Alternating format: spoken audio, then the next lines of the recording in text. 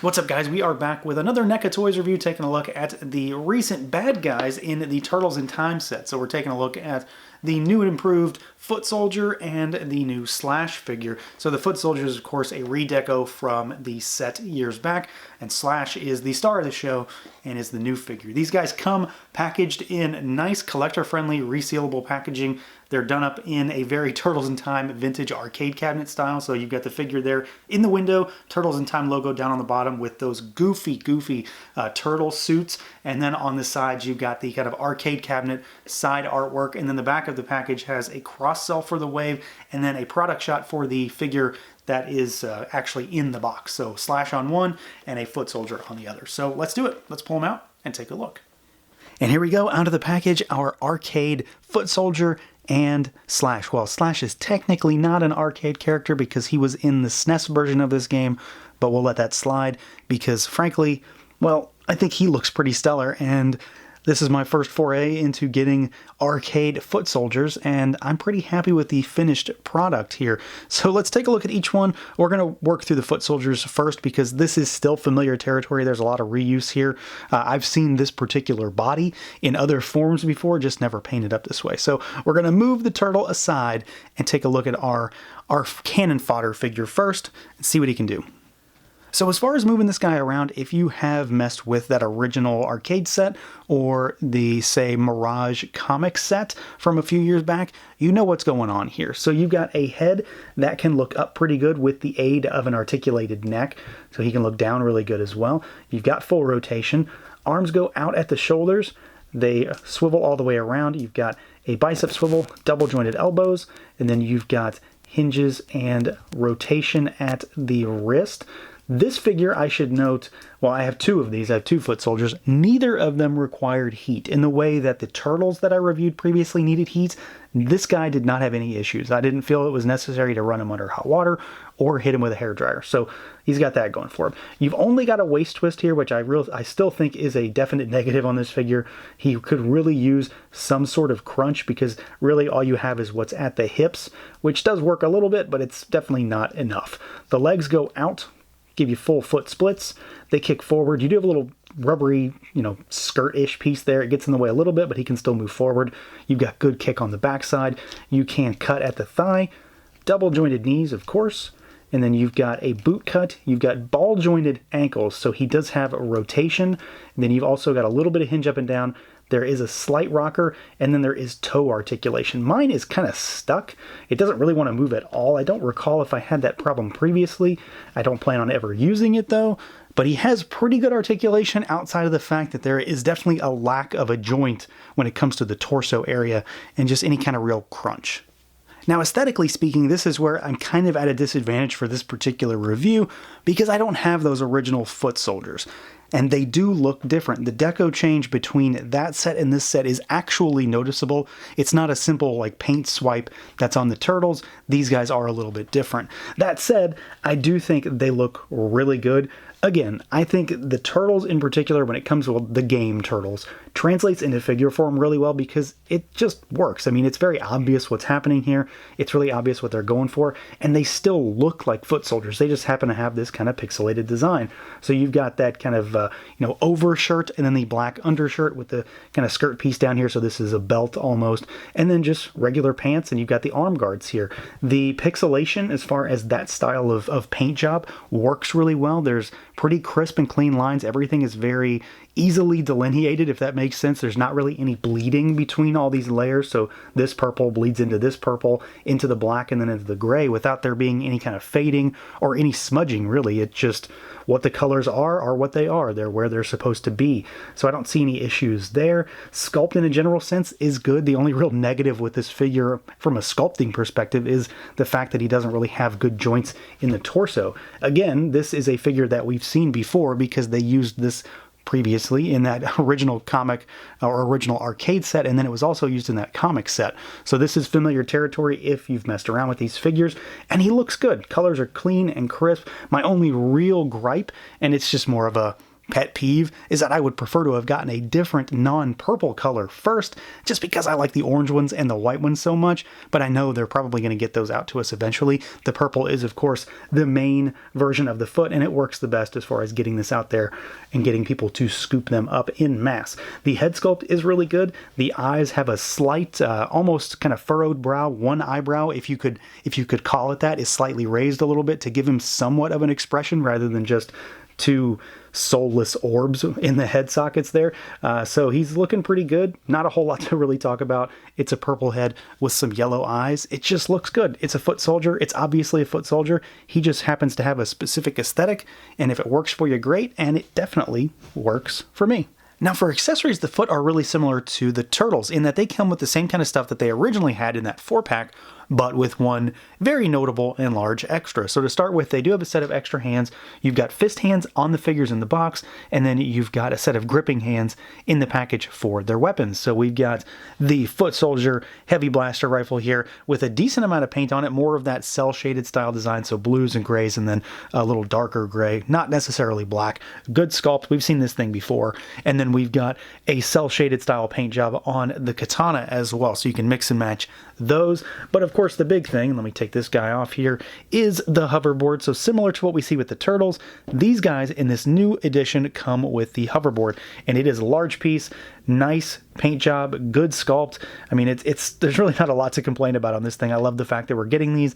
It is a different sculpt from the Turtles. The vents on the back are different. The overall design is honestly a little different, and it's also got the foot emblem actually sculpted in and then kind of spray painted on, almost is what it looks like. And then it has that same kind of flight stand that you can use to pose it around up and down and kind of just roll it around, so it's a ball peg there. So great stuff, good accessories. I mean, really not much more that you can ask for. This is, of course, the star of the show, and the one thing that if you've already got that original 4-pack, this is enough to sweeten the deal just to get more foot soldiers, and then you get this awesome hoverboard as really a bonus.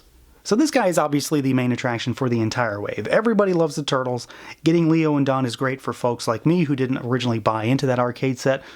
But, come on, people go crazy over Slash. He is a very popular character despite the fact that his cartoon counterpart is likely not the reason why. It's mostly just because of the fact that his toy was so cool, and I'm sure that's what it is. That's certainly the reason why I like Slash, and a lot of those toy designs are very obvious when it comes to this game, and of course it translates into this figure. So let's see what this guy can do, because he is similar to the Turtles, obviously, but he's not exactly the same. He has a lot more new parts than it might seem at first glance, because he is so similar, but at the same time quite different from Leo and Donnie. So you've got a head that can look up a little bit. His neck moves, but he's also got a bandana that's going to kind of hit things a little bit as well, but he can also, start hitting his own neck. So you've got a few things to work through. He can look down really good. I'd say that's not too bad, right?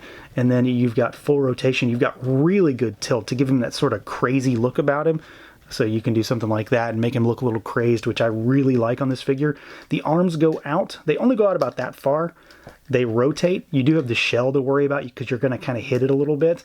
And then there is a bicep swivel. You've got your single rotating elbow similar to the Turtles. And this joint is where I realized that this figure definitely needed some heat. And it turned out that most of the figure needed it.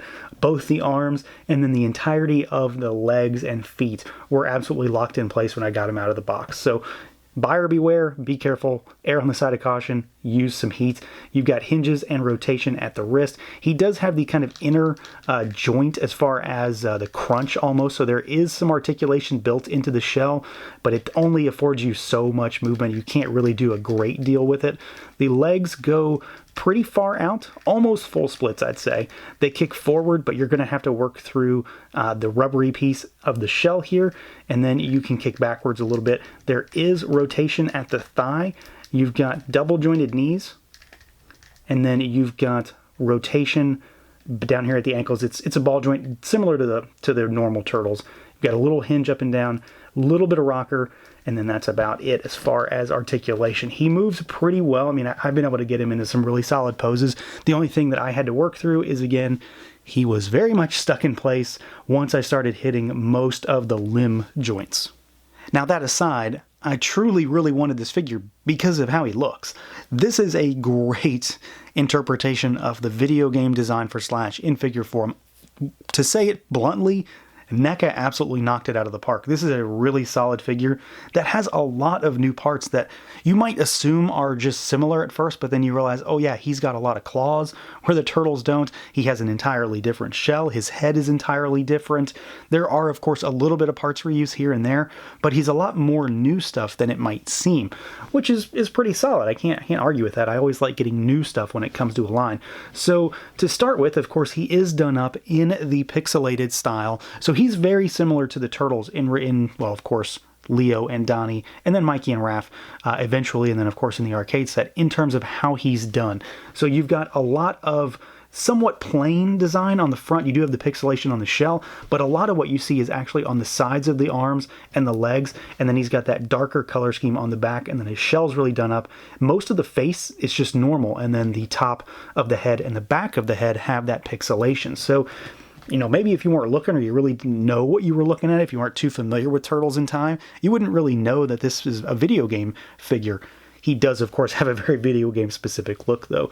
So you've got the shoulder pads here. You've got his gloves with the very Shredder style of blades on them. He's got his big belt with the backwards S on it with all of the little doodads on it, ninja stars and things like that. You've got the spiked knee pads, and then you've got like the clawed toes and the clawed fingers to give him some new parts, because the turtles are obviously not clawed. What I really think is my favorite aspect of this figure, though, is this massive shell. It is incredibly well done. A great deal of paint, tons of sculpt on it. It is honestly a little sharp. Watch what you're doing with it. You might poke yourself on it, but it looks great. It gives him a lot of bulk. It makes him really thick. Definitely makes him a little bit wider than the regular turtles. He just seems to have a little bit more heft and a little bit more shelf presence compared to them. He's certainly not much larger than the regular turtles, but he just sort of seems that way. And then rounding this guy out is probably his defining characteristic as far as just making him look so wild, is his face and his head sculpt, because it is very turtle-like in terms of just the regular turtles, but he's got that huge mouth with the crazy smile with all those sharp teeth, so it definitely gives you the idea that he is a bad guy. He's got the black mask, the pupilless eyes, and then more of that pixelation that I mentioned. He looks great. You know, for people who really dig Slash, there's no way that this is a figure you're going to pass up, and again, I think NECA just did a bang-up job here. He looks exactly like he should. He looks like he jumped right out of the game.